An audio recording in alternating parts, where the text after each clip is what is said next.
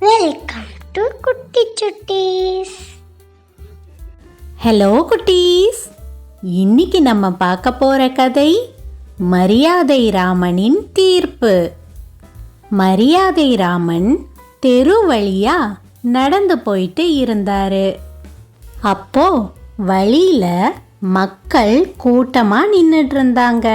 அதோட 2 பெண்கள் சண்டை போட்டுட்டு இருந்ததையும் மரியாதை ராமன் கவனிச்சாரு. அந்த பெண்கள் கிட்ட போய் என்ன பிரச்சனைன்னு கேட்டாரு. ஏமா, எதுக்காக இப்படி ஒரு சின்ன குழந்தைய கீழே உட்கார வச்சுட்டு 2 பேரும் சண்டை போட்டுட்டு இருக்கிறீங்க? என்ன பிரச்சனை என்கிட்ட சொல்லுங்க. என்னால முடிஞ்ச வரைய அத தீர்த்து வைக்க பாக்குறேன். ஐயா, என் பேரு ராணி. இது நான் 10 மாசம் கஷ்டப்பட்டு சுமந்து பெத்த என் குழந்தை. இந்த அம்மா திடீர்னு வந்து இந்த குழந்தை அவங்களோடதுன்னு சொல்லி என்கிட்ட சண்டை போடுறாங்கய்யா. ஐயோ இல்லையா, இது என்னோட குழந்தை. இவ யாருன்னே எனக்கு தெரியாது. நான் என் குழந்தைய தூக்கிட்டு நடந்து போயிட்டு இருக்கும்போது திடீர்னு எதிரில் வந்து குழந்தைய பிடுங்கிட்டு இது ஏன் குழந்தை, எனக்கு தான் சொந்தம்னு சொல்றா. நீங்க தான் எப்படியாவது பேசி என் குழந்தைய என்கிட்ட வாங்கி கொடுக்கணும்யா. ஆக மொத்தம் யாரு பொய் சொல்றீங்கன்னு ஒத்துக்க போறதில்ல, அப்படிதானே? சரி சரி, ஒரு சின்ன சோதனை வச்சு நானே இந்த குழந்தையோட உண்மையான அம்மா யாருன்றத கண்டுபிடிக்கிறேன். 2 நூல் கயிறை எடுத்து இந்த குழந்தையோட 2 கையிலையும் கட்ட போறேன். நீங்க 2 பேரும் ஆளுக்கு ஒரு பக்கமா நின்னு அந்த நூல் கயிறை பிடிச்சு இழுக்கணும். யாரு வேகமா இழுக்கிறாங்களோ அவங்க பக்கம்தான் அந்த குழந்தை போகும். குழந்தை யாரு பக்கம் போகுதோ அவங்க தான் இந்த குழந்தையோட உண்மையான அம்மா. பொய் சொன்னவங்க அந்த குழந்தைய உண்மையான அம்மா கிட்ட ஒப்படைச்சிட்டு திரும்பி பார்க்காம போகணும். புரிஞ்சதா? மரியாதை ராமன் இப்படி சொன்னத அங்க கூடியிருந்த மக்கள் கேட்டுட்டு இருந்தாங்க. அவங்க தங்களுக்குள்ள இப்படி பேசிக்கிட்டாங்க. என்ன இது, மரியாதை ராமன்னா அவ்வளவு புத்திசாலின்னு எல்லாரும் பேசிக்கிறாங்க. ஆனா இவர் என்னடான்னா இப்படி ஒரு யோசனைய சொல்லி இருக்கிறாரு. நூலை பிடிச்சு இழுக்கணுமா? யாரு வேகமா இழுக்கிறாங்களோ, யாரு பக்கம் குழந்தை போகுதோ அவங்கதான் அந்த குழந்தையோட உண்மையான அம்மாவாம். இது எப்படி சரியான தீர்வாகும்?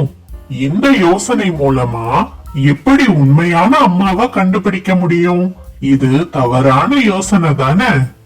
உனக்கு மரியாதை ராமனை பத்தி சரியா தெரியல, அதனாலதான் நீ இப்படி சொல்ற. அவரு இப்படி ஒரு போட்டி வைக்கிறாருன்னா கண்டிப்பா அதுக்கு பின்னாடி ஒரு காரணம் இருக்கும்.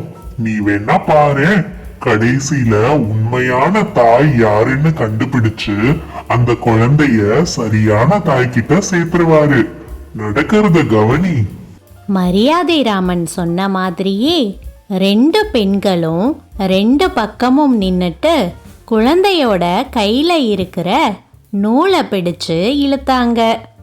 இடது பக்கமா நின்னுட்டு இருந்த ராணி வேகமா இழுத்தா குழந்தைக்கு வலிக்கும்னு சொல்லிட்டு மெதுவா நூலை பிடிச்சு இழுத்தாங்க.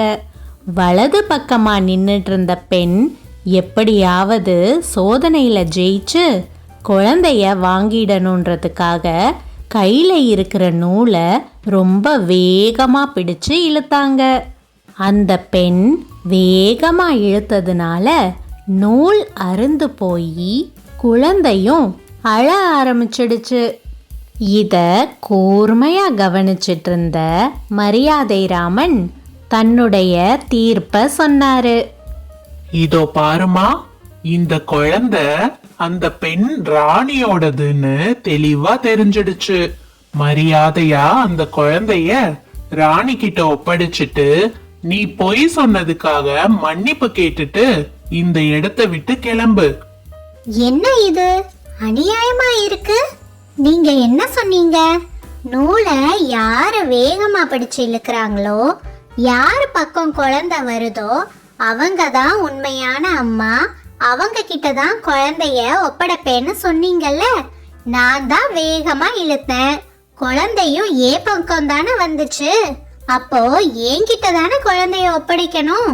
நீங்க என்னடானா அவகிட்ட குழந்தைய கொடுத்துட்டு என்ன போ சொல்றீங்க?